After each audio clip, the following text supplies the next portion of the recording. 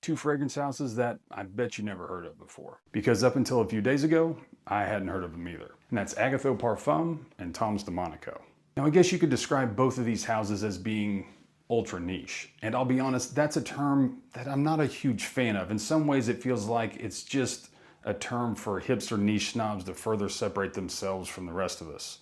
But on the other hand, I understand we need a term to separate fragrances like that from your more standard mall niche, like your Xerjoffs, Initios, PDMs, and the sort. As far as I know, there's no strict definition of ultra niche. Think of them as being lower budget, independent, more artistic focused, and certainly not owned by any like larger corporations.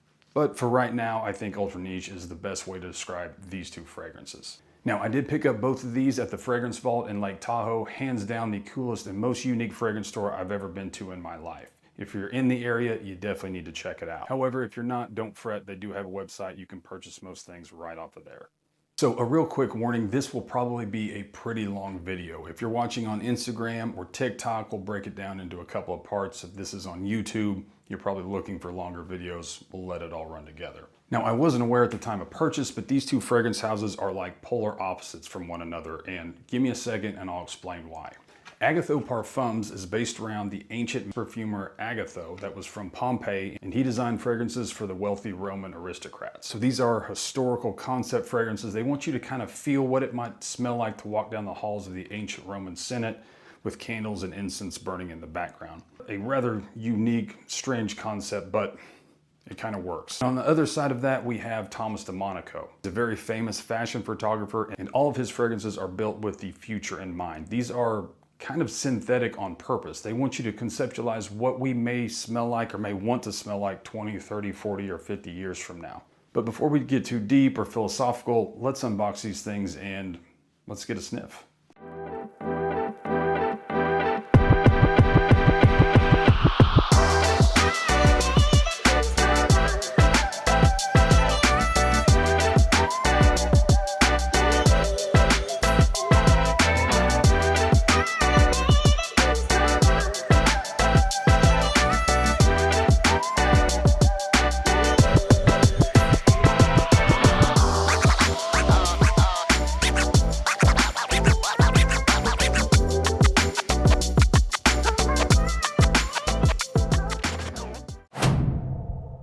Now, let's start with ancient history and let's dig in first to the Agatho Parfum. I'm going to quickly attempt pronouncing the name of this fragrance. Maybe it's Giardino d'Ercole.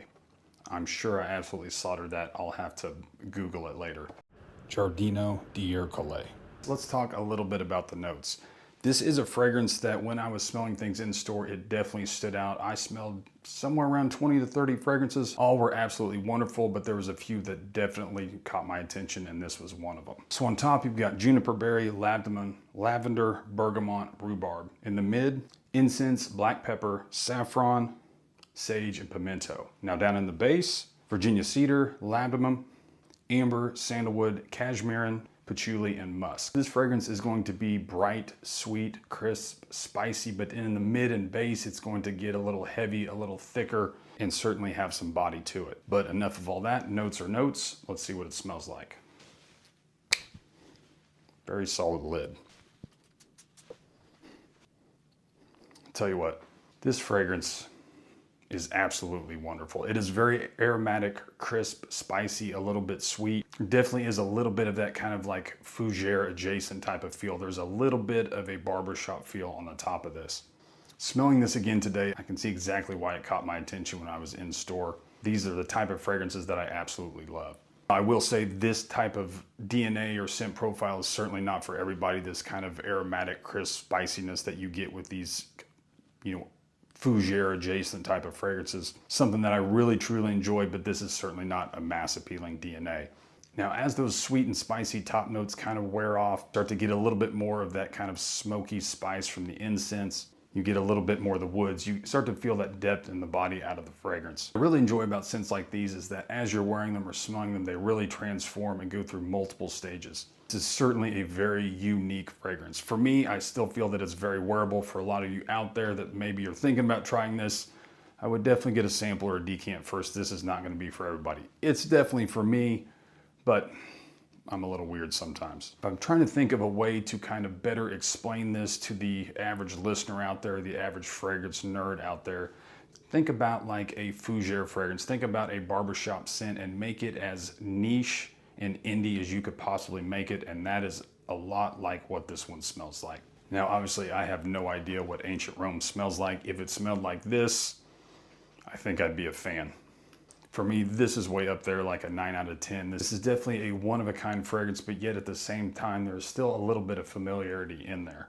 That is Agatho Parfum, and I'll just type the name of the fragrance because there's no way I can say it correctly.